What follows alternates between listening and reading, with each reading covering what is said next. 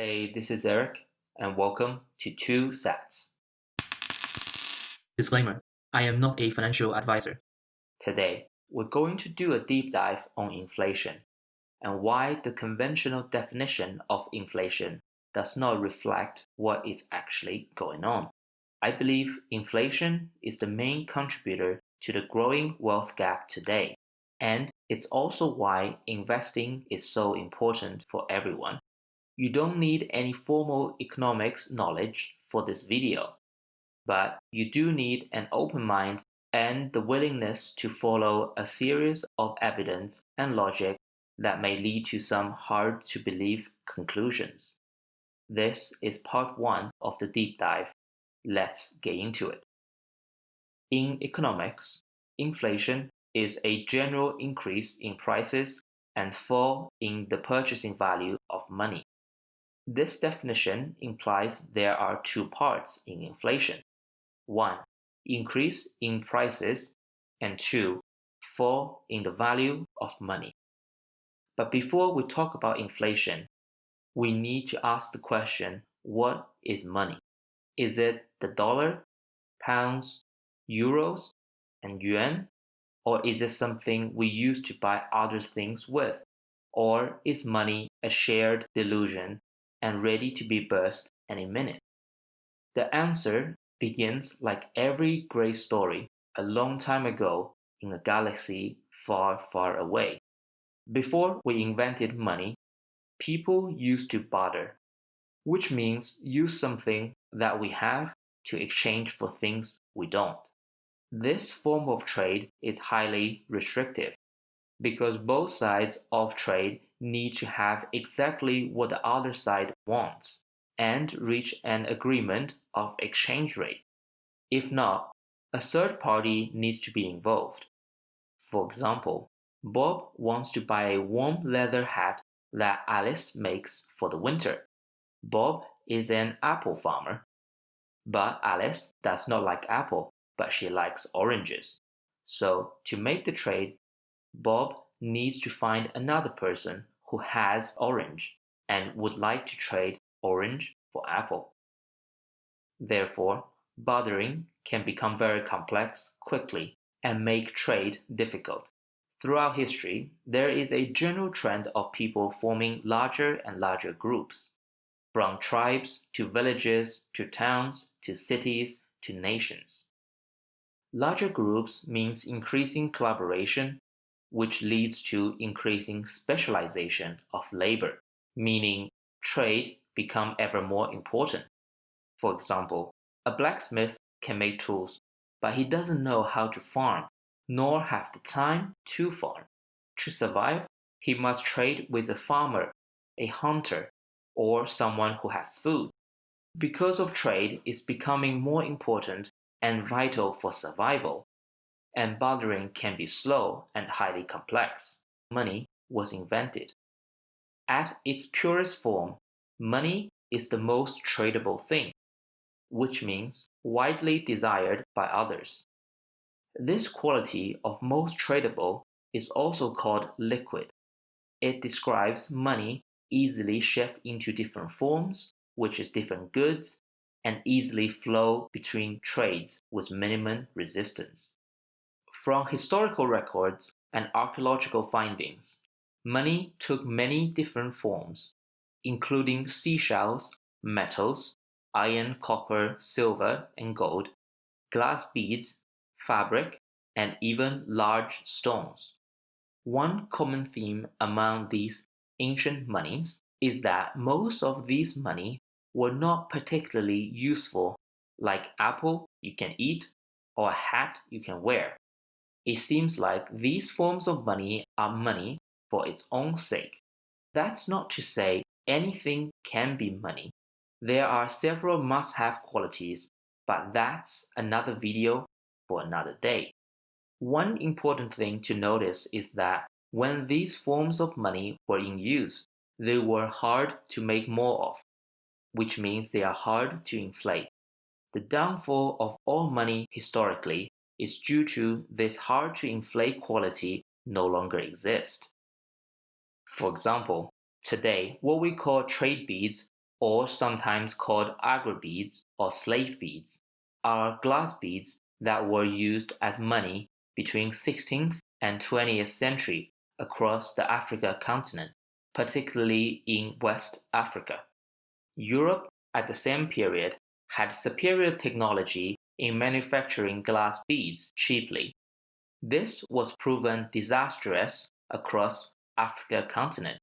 The early Europeans during that time exploited this by manufacturing barrels of glass beads and traded with Africans for goods and services include gold, ivory, and even slaves. Hence the name slave beads. This increased the supply of money, the trade beads, while the amount of productivity in the continent remained relatively flat, caused the money, trade beads, to worth less and less.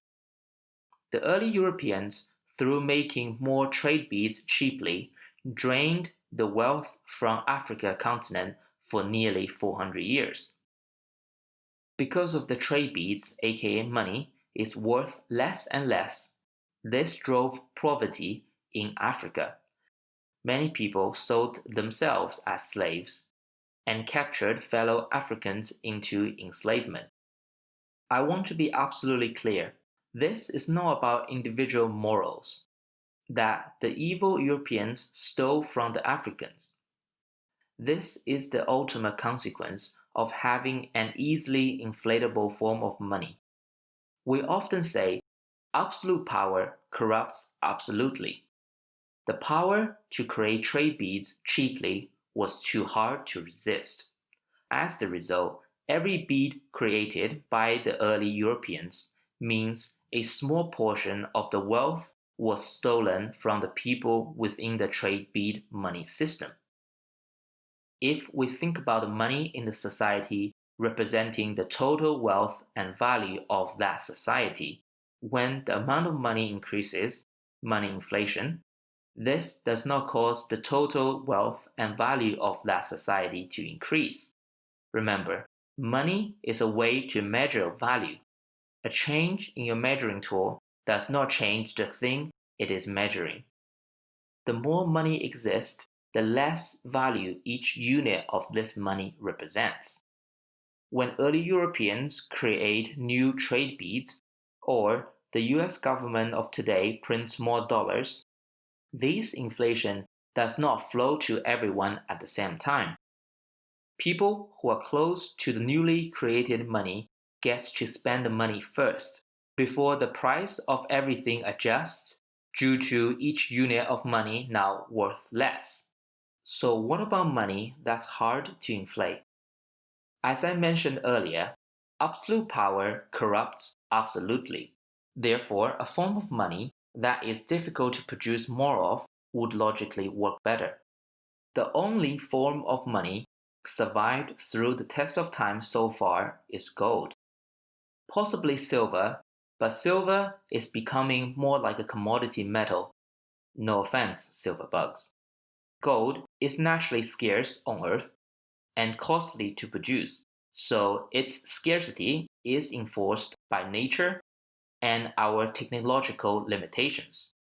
But how is scarcity measured? There is a simple formula called the stock to flow ratio.